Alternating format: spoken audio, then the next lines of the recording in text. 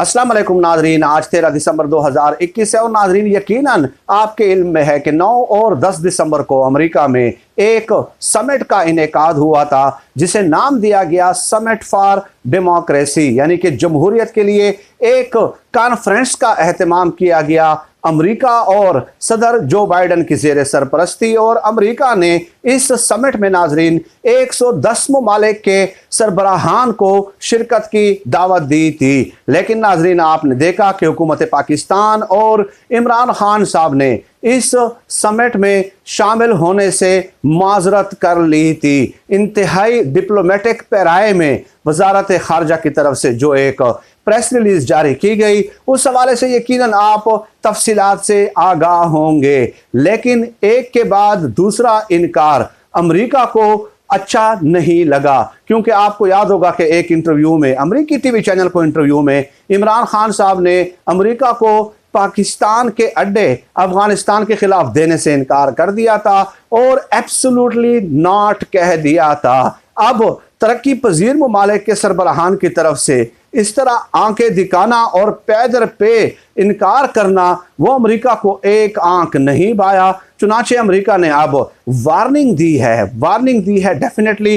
वो मुख्तलिफ अपने दोस्तों के जरिए इस तरह की वार्निंग जारी करते रहते हैं जो पाकिस्तान के दोस्त ममालिक हैं, और ये कहा है कि पाकिस्तान किसी भी ब्लॉक में शामिल होने से गुरेज करे, पाकिस्तान को किसी भी ब्लॉक का हिस्सा नहीं बनना चाहिए। अब नाज़रीन ये वार्निंग क्यों दी गई है? अमेरिका का ख्याल ये है, अमेरिका का मानना यह है, अमेरिका की सोच ये है कि शायद जो समिट में इनकार किया है शमूलियत से, तो वो पाकिस्तान ने चीन के कहने पे किया है। हालांकि fact of the matter is that कि पाकिस्तान एक खुद मुख्तार एटमी रियासत है और चीन इस तरह के मामलात में पाकिस्तान को कभी भी डिक्टेट नहीं किया करता।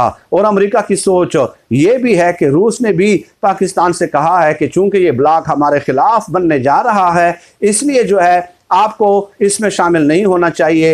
हालांकि हकीकत यह है कि पाकिस्तान के रूस के साथ इस कदर ताल्लुकात गहरे नहीं हैं कि वो पाकिस्तान के इस किस्म के मामलात में भी मुदाखलत कर ले। चुनाचे ये जो फैसला है ये रियासत पाकिस्तान का है, ये इमरान खान साहब का है, ये जनरल बाजवा साहब का है। ये दोनों का कंसेंसस डेवलप करके, ब्रेनस्टॉर्मिंग करके, तमाम सियासी तारीख को सामने रख कर इस तरह का फैसला किया गया है। चुनाचे कप्तान और जनरल बाजवा इस मामले में दोनों एक पेज पे हैं, लिहाजा इस किस्म के अफवाहों पे कतई तौर पे कान धरने की जरूरत नहीं है कि इमरान खान साहब के इनकार के बाद जो है ना फौज नाराज हो गई है जी कि इमरान खान साहब ने अमेरिका को इनकार कर दिया है। इसमें कोई हकीकत नहीं है।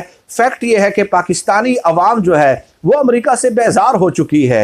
आप जाके देख लें कि पाकिस्तान की अवाम क्या सोचती है, सर्वे कर लें बखुदा, तो आपको 90% अवाम ये दलील देते हुए नजर आएगी कि अमेरिका के साथ हमारे जो है ताल्लुकात बस जिस तरह इमरान खान साहब जा रहे हैं उसी तरह ठीक जा रहे हैं, अमेरिका को अब जवाब देने चाहिए, एनफ इज एनफ। और दूसरी तरफ ये भी एक हकीकत है कि पाकिस्तानी अवाम के साथ साथ पाकिस्तानी फौज भी अमेरिका से बेजार हो चुकी है। और नाजरीन, जब पाकिस्तानी फौज और पाकिस्तानी अवाम दोनों अमरीकी मुतालबात से अब बेजार हो चुके हैं, तो क्या वजह है कि आज तक जो है अवाम की नापसंदीदगी के बावजूद भी जो है ना पाकिस्तान अमेरिका के आगे लेटता रहा है। माजी में मैं ये लफ्ज़ इस्तेमाल करूँगा, तो इसकी वजह यह है कि माजी के हुक्मरानों ने अमेरिका की गोद में अपनी पनाह लेना ज़रूरी समझी। उन्हें यह लगा कि उनके तमाम मसाइल का हल जो है वो अमेरिका के गोद में बैठना है। उन्हें यह लगा कि उनके इक़्तिदार को जो दवाम मिल सकता है वो अमेरिकी गोद में बैठने से ही मिल सकता है। चुनांचे आप देख लें कि अमेरिका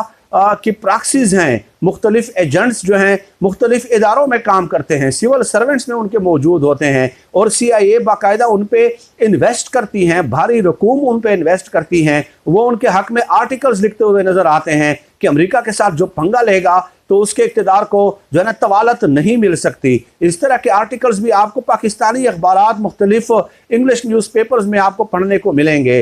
तो ये CIA के प्रॉक्सीज होते हैं, CIA उन पे इन्वेस्ट करती है, और इस तरह जो हमारा हुक्मरान तबका होता है उन्हें डराने और दमखाने की कोशिश की जाती है कि जनाब जो है ना आप अगर अमेरिका के साथ पंगा लेंगे तो आपको पता है कि पाकिस्तान के अंदर आपके खिलाफ कैसे हालात पैदा कर दिए जाएंगे। डेफिनेटली इसमें भी हकीकत मौजूद है कि माजी में जिस हुक्मरान ने भी, किसी भी तरक्की पजीर मुल्क के हुक्मरान ने अगर अमेरिका से पंगा लिया है तो तो अमेरिका ने इस तरह के हालात वहाँ पे पैदा किए हैं, वहाँ की सियासी जमातों को इस्तेमाल किया है, वहाँ की मजहबी जमातों को इस्तेमाल किया है, ऐसे हालात पैदा कर दिए जाते हैं, ऐसे फतवे जारी किए जाते हैं, मजहब का सियासी इस्तेमाल किया जाता है ताकि उस हुक्मरान के खिलाफ जो है मुल्क के अंदर एक नफरत की फ़िज़ा पैदा हो सके। चुनांचे जुल्फ़िकार अली भुट्टो के खिलाफ भी ऐसे ही शवाहिद मिले हैं मुख्तलिफ किताबों में। और इसके अलावा नोम चोम्स्की की किताब आप पढ़ लें तो उसमें उन्होंने दर्जनों ऐसे तरक्की पजीर ममालिक के बारे में लिखा है कि किस तरह तरक्की पजीर ममालिक के हुक्मरानों को अंदर ही से ऐसे हालात पैदा करके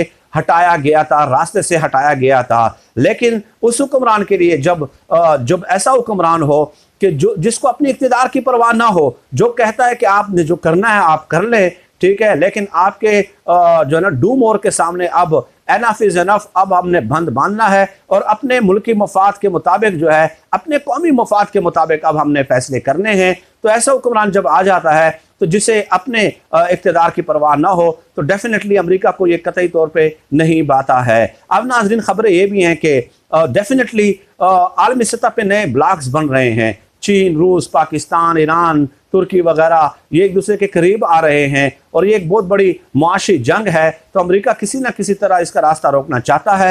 यही वजह है कि उन्होंने पाकिस्तान को वार्निंग दी है, लेकिन पाकिस्तान की तरफ से मुसलसल उनकी वार्निंग को नज़रअंदाज किया जाता है और ख़ास मौके पे, अहम मौके पे उन्हें जवाब भी दे दिया जाता है। तो ये डेवलपमेंट थी नाज़रीन जो मैंने आपकी खिदमत में पेश करना ज़रूरी समझी। लेट अस सी कि आने वाले दिनों में क्या हालात पैदा होते हैं।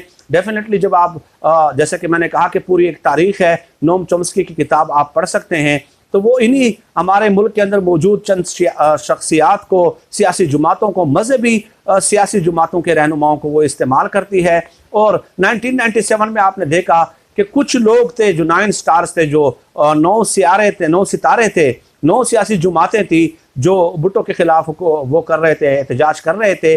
किस तरह चंद लोग, सारे नहीं, चंद लोग जो है ना पसे पर्दा CIA के साथ मिल गए थे और फिर आपने देखा कि मस्जिदों में ऐलानात हुए, बाकायदा ऐलानात हुए कि आप लोग आएँ और यहाँ पे जो है ना इस हुकूमत के खिलाफ तहरीक में हिस्सा लें। मसाजिद से बाकायदा ऐलानात किए गए और जलसे जुलूसों में बाकायदा आज़ानें दी गई और फतवे तक इशू किए गए भुट्टो के खिलाफ। तो ये सब कुछ CIA के कहने पे पसे पर्दा हो रहा था।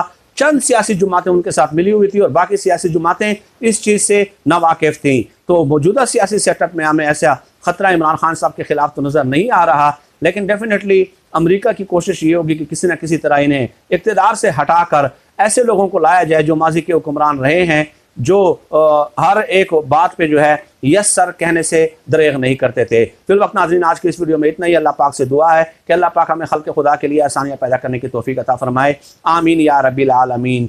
अल्लाह हाफ़िज़।